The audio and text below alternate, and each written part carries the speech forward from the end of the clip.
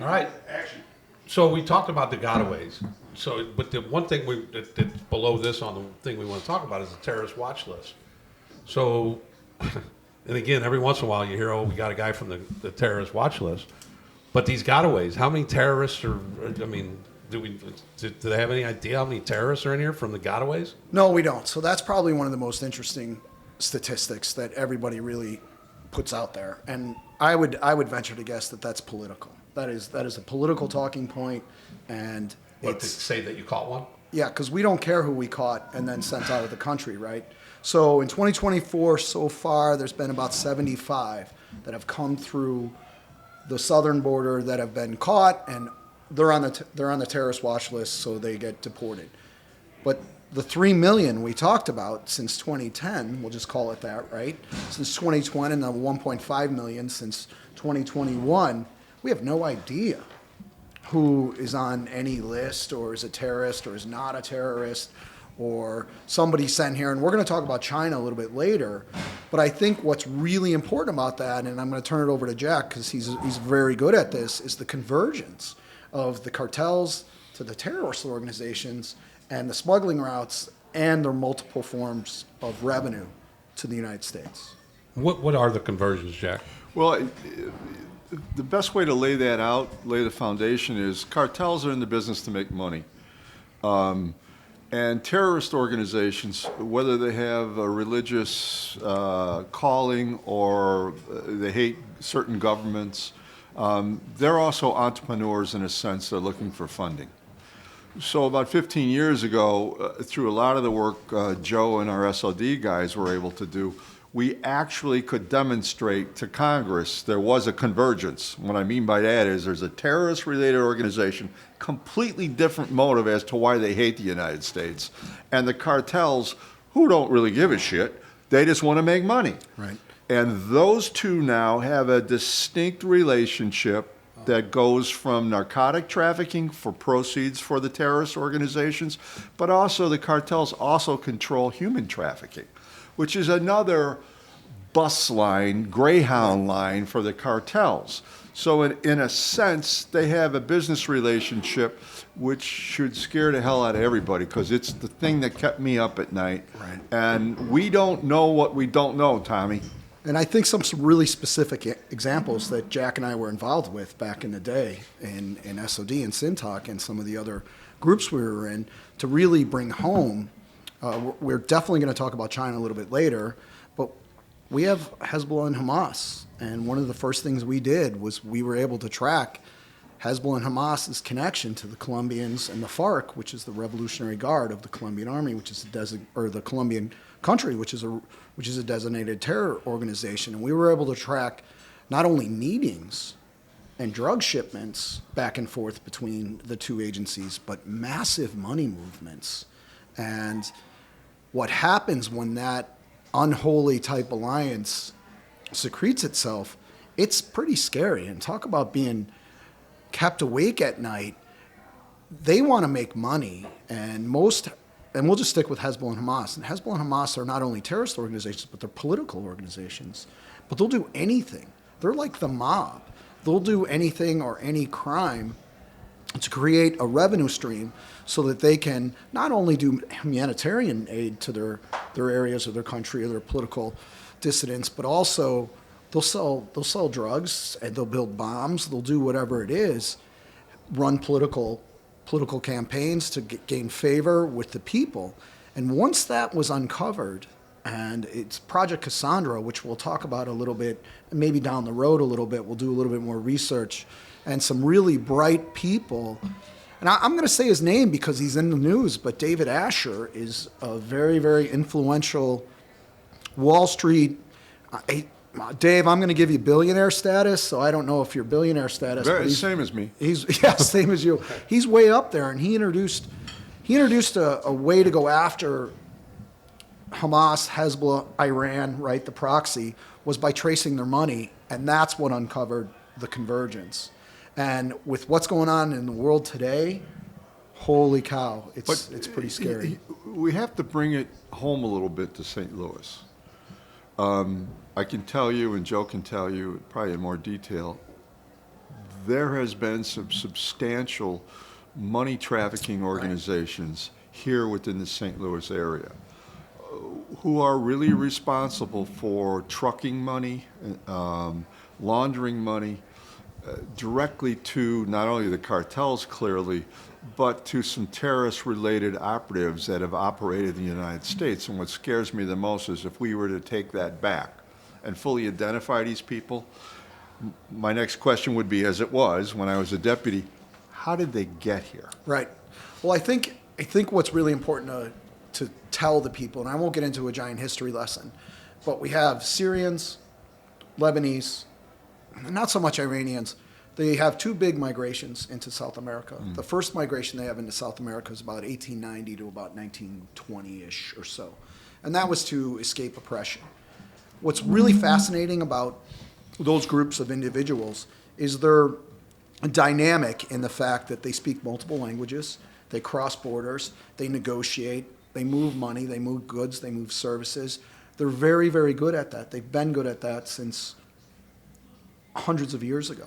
So they come here, they move to Venezuela was big, Brazil was big, Colombia was big, Ecuador is becoming large. They move there and they embed themselves, and what's the very first thing that they do is we followed the money, and we followed it through those companies that were moving cash for not only the cartels but for the Chinese, and then getting involved in drug shipments, not too much to the United States, mostly to Europe or to Australia and to some of those other areas. Because they can make more money. They make more money, and they control those smuggling routes. So it is definitely, I have two unholy alliances. One is with the Colombians and the Mexicans, and the other one is with Hezbollah, Hamas, or we'll just say, and when I say that, they're suspected.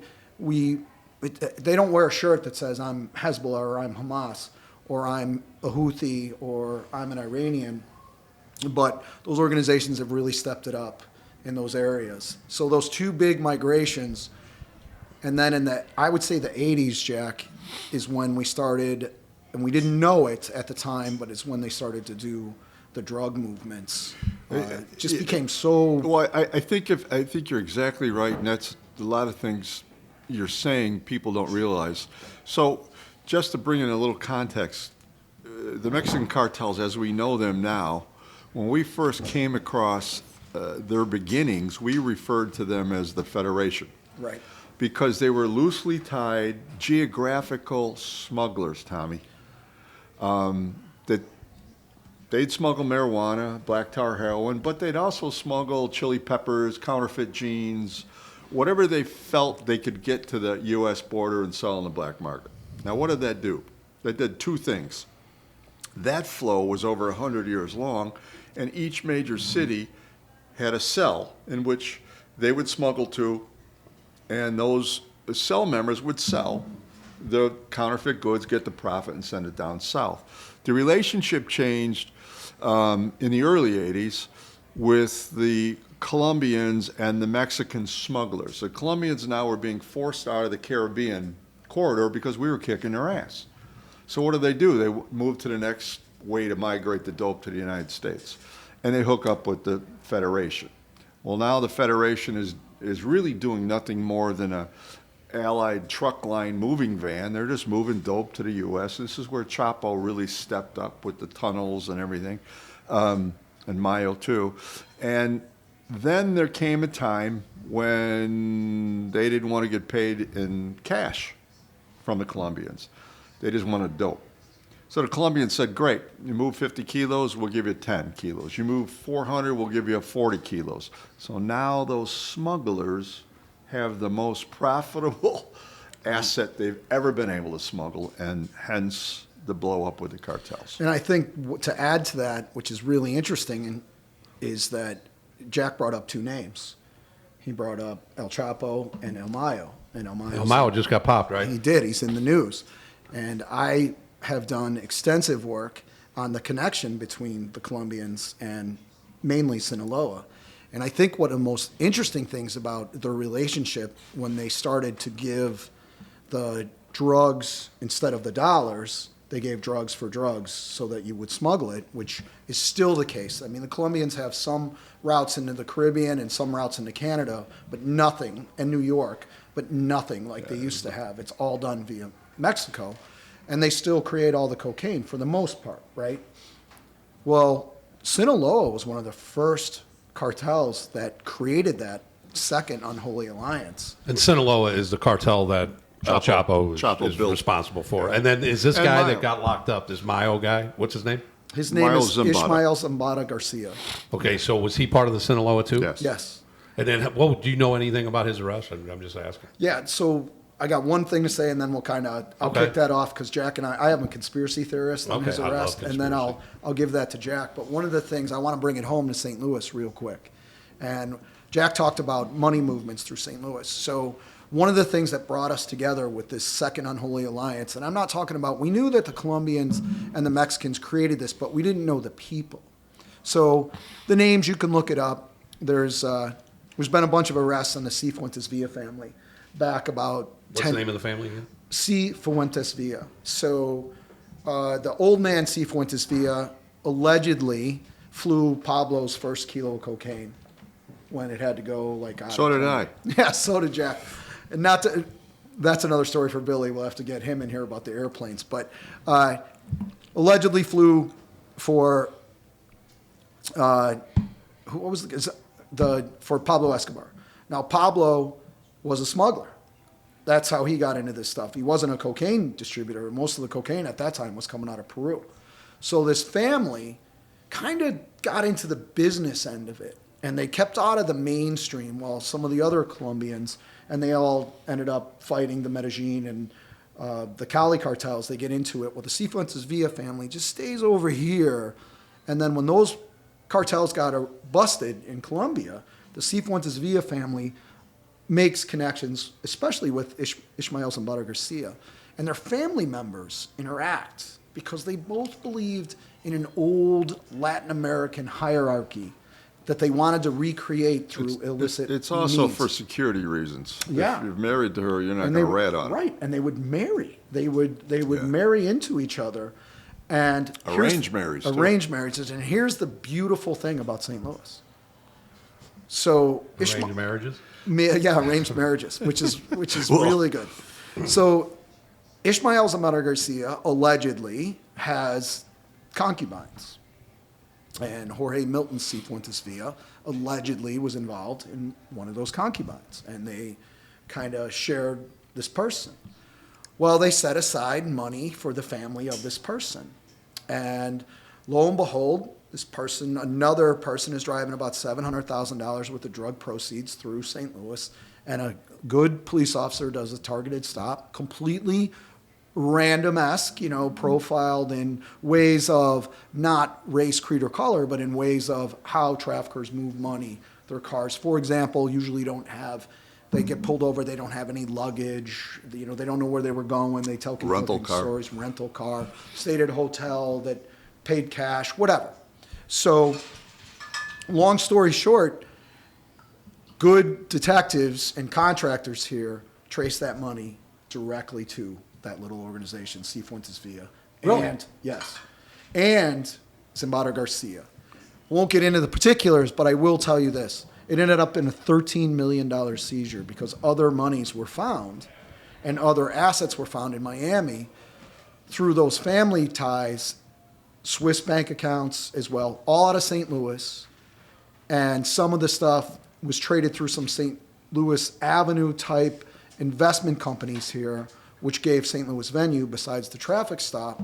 And it allowed us to really take a deep look at what was going on. And I think that was one of those just little ancillary things that happens that nobody really knows it's happening until everybody gets involved. And one of the things Jack and I did on the back end was we used projects at SOD to help facilitate some of the language in the affidavits and in the seizures, and some projects that were going on in Colombia and Mexico added to that allure of the story. So it's everywhere, but that's a neat little story.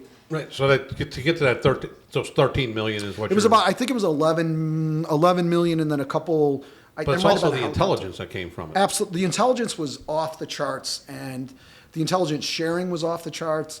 And I have to give DC, it's an organization called MLARS, and that's what helps process these things through the U.S. Attorney's Office. And the agents here did a great job.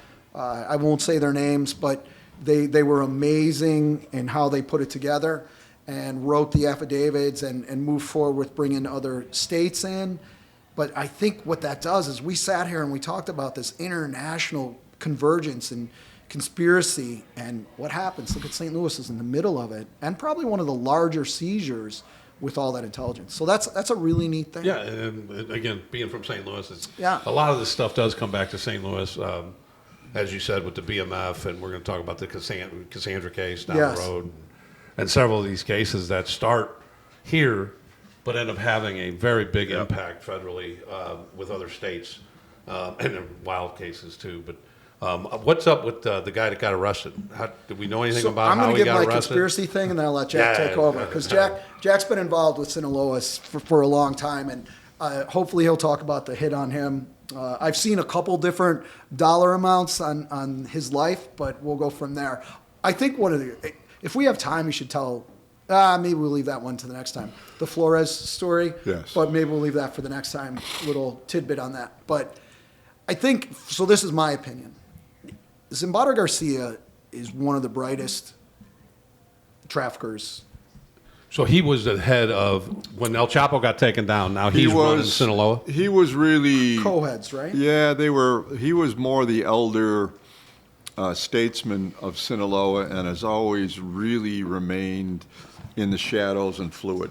I think he's one of the largest private real estate owners in all of Mexico. I would agree. So he has been literally, Tommy, on top for 40 years. Jack, has he ever been arrested Never. prior to this? So he gets arrested in Texas. Well, I think so. Let me give you my Right? story, then I'll. No, I can see where your conspiracy is going. That this main guy decides to run over to Texas. No, I think what happened is was he 80 something, 81, 82? 78. 78. He's got diabetes. 78 years old. He has diabetes. He has kidney issues. He has some other issues that Jack dyes might his talk hair. about. Dyes his hair. He's a billionaire. He's got kids all over the place. They know they're coming for him. Maybe they are, maybe they're not, right? I think what happened is he made some sort of a deal with somebody in the United States, albeit the CIA, the I like DEA, something. They frog up this whole thing. He comes here. He's going to go to jail. He might do that. Death penalty's off. Jack will talk about that. But he does that to preserve his wealth, preserve his family, and maybe move some money around or something. That's my Make somebody look good in the United States. yeah. That's my opinion. I have election no time. All right, barring or fact. I'm down with that conspiracy. But- Go ahead. so- and so- say so- something else. So thanks, Joe, for that fantasy. Exactly. So here's the deal, and I know Mayo as well as Chapo. He is an old-time guy, and initially the reports, and I was getting them right away, the reports were that he was mistakenly going to look for property Right. in northern Mexico to purchase, and Chapo's son, who, by the way, is a complete moron. So that's why I don't think this could be orchestrated by that. I don't think he could organize a softball game. But at any rate, he then says he was kidnapped and put on this plane, and they flew him to Texas. His original statement was that he was just going to go look at some property and didn't realize that this desolate airport, which, by the way, I used to fly in and out of, it's not that desolate, is right outside of El Paso. So to put context to this, and I have some history, though, Mile, personally, his son, Vicente, we arrested and extradited with the help of the twins, and we'll talk about that in Chicago in the Chapo investigation. And we finally arranged through Miles' attorneys to call his son Vicente in our custody. And he actually called in the middle of the night. And essentially, and this was after a year and a half, Tom, of negotiating through his high-powered attorneys, and he gave his son approval to cooperate for the good of his. So he was sentenced to 14 years. He was just released. Really? And he's in allegedly witness protection. My sense is that Mayo, who's a young guy and is dealing with wackos like Chapo's kids, realizes his time's up. He's also got a new incoming president in Mexico and realizes, I got to cut a deal. So I do think there's something to do with what Joe's doing in terms of the conspiracy. The other issue is that if he was arrested solely on U.S. soil, he can be charged with the death penalty. So here's the backstory. Now he's saying he was kidnapped and taken against his will from Mexico because he's concerned about us sticking a needle in him. Right. Which Understandable. I really hope we do. I wish we could have done it with Chapo. So I think this will play out. And I think what I know about the operation early on, this happened too fast for it to be completely orchestrated by us. I think we might have been involved, but I think it happened too fast. So I think there's a little bit of everything, and we'll end up knowing. Chapo's kid's is going to get prosecuted in Chicago, and I had pushed for Mayo because we had indicted Mayo along with to be prosecuted in Chicago, but they've decided the Department of Justice is going to take him to New York, which is also sends some red flags. So anyways, I think we'll play this out, but I also think this shows just how vicious the cartel world is, where eventually, Tommy, they eat each other. Right. Now this is just me going into my conspiracy There theories. you go. They're good for you. Is that how much cooperation in the, let's call it the dark space of the government, how much communication do we really have with some of the cartel members throughout Mexico? Do you think that that's outlandish, or do you think that's possible? It's far worse than it was when we were close to grabbing Chapo.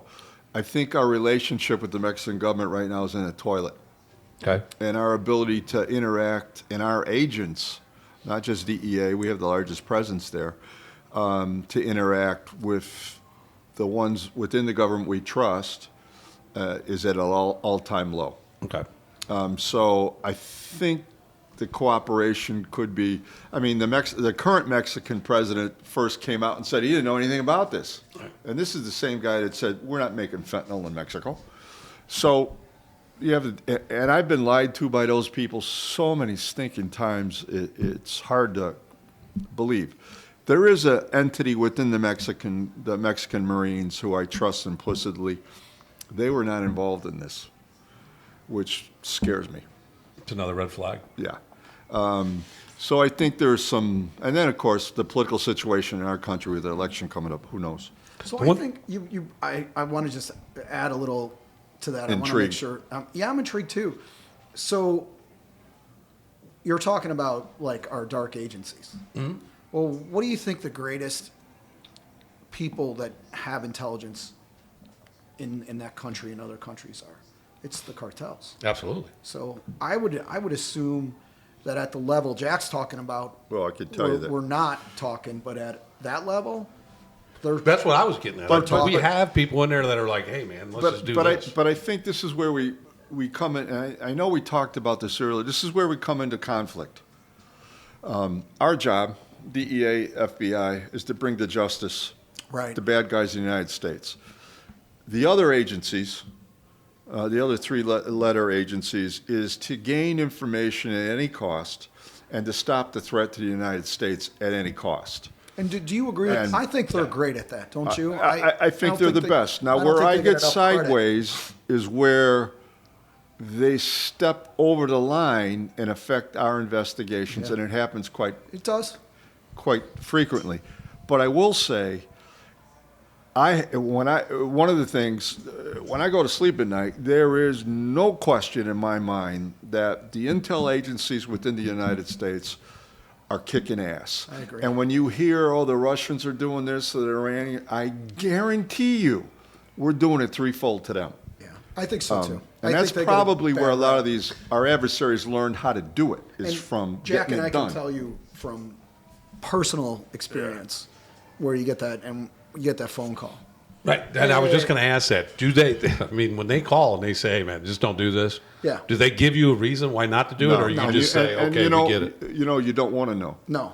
Right, don't wanna- because you mentioned that in the last podcast. Is that, or I think it was you? Yeah. That said you'll be in the middle of a great case, and then all of a sudden you'll get a call from a stranger It's saying this is no longer a case. DEA does a really good job because they got into some stuff that was, I don't want to say it was outside of our realm, but when that convergence happened where we got terrorist groups dealing with drugs, we look at it, like Jack said, from the Justice Department, and we're like, drugs. They look at it like, yeah, listen, that's great, but they're about to plant a dirty bomb in And again, it's the Super a Bowl. different mentality. So, but they do. They'll literally, through a liaison, or you can get a call from DEA's got a liaison with a couple of those 3-letter agencies, and you might get a call from the liaison, or you might get a call from them, and they go, hey, just remember me, I'm the guy who You know, met. And it's funny, and I'll tell you this story, and I don't think I've ever told this. So when Chapo put a hit on me, I thought it was all bullshit. Yeah, you got a hit put on you while you were in El Paso, correct? Right. So we break it down a little bit. And I'd always said that it was the FBI that notified me. It wasn't. The And stranger. It was yeah. Well, a stranger that I actually knew, but I didn't know who he was working for. And he was the one that said, yeah, this isn't, I just got to tell you, this isn't good. And He's serious. yeah, Yeah, I thought to myself, I oh think my that God. any politician or anybody that says that those people are not every day of their lives dealing with the burden of what they do and to protect this country. There's The, so many the different- dark ops people. They are fantastic. And there's so many different. The dark ops. I mean, a lot of people consider it DEA or There's so many. CIA. There's so many different levels of them. Right. Prime example. So I'm the SAC in Chicago, and I get invited to this Christmas party. This is a good story. I get invited to the Christmas party. I'm assuming it's the agency, the CIA. So this guy that I had met, I actually thought he worked for the State Department, but he didn't. He calls and says, hey, we'd like to invite you to this Christmas party. And I'm thinking, oh, State Department, I'll go. It's a great time of the year in Chicago. When Christmas, everybody's having a party. Good time But I around here, had to too. do the right thing as a liaison guy, right? So he tells me to go into the lobby of the Prudential building Okay. and look for a lady in an elf outfit. I'm laughing my ass off, thinking, no, this Like a can't be movie. the FBI. They're not that inventive. So I go in, and there's a lady in the corner in this elf. And I go there, and I said, hey, I'm Jack Riley with DEA. And she goes, follow me. And she takes me up to this office, which looked like a regular office.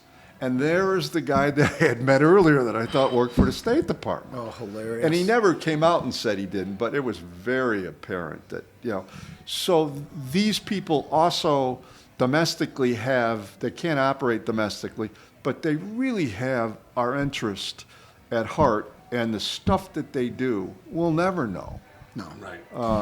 And I think they get, like, there's some military guys, and hopefully we're going to try and have some special Yeah. Some of those forces special maybe ops some guys on. Get a Delta different guys on point here, because we're as we going to look to talk the about some future. things, and we worked with a lot of those guys as well on some of these projects, and they were part of the things at SOD, but they see it a different lens too, so they may not like them, or it's just But the one thing I'll say, as I will about the St. Louis Police Department, they're committed.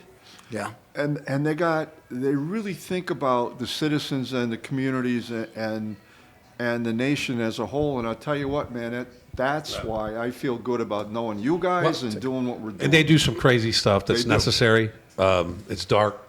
But we're going to take a quick break. But when we come back, I want to talk about TikTok. There's Right. a big thing about TikTok that's been all over the place. Yeah. And get your guys' view on exactly why TikTok might not be the best idea for people in the United States. And I to think have. we'll tie it to the border. Okay. We'll be right Which is back. what we're trying to do.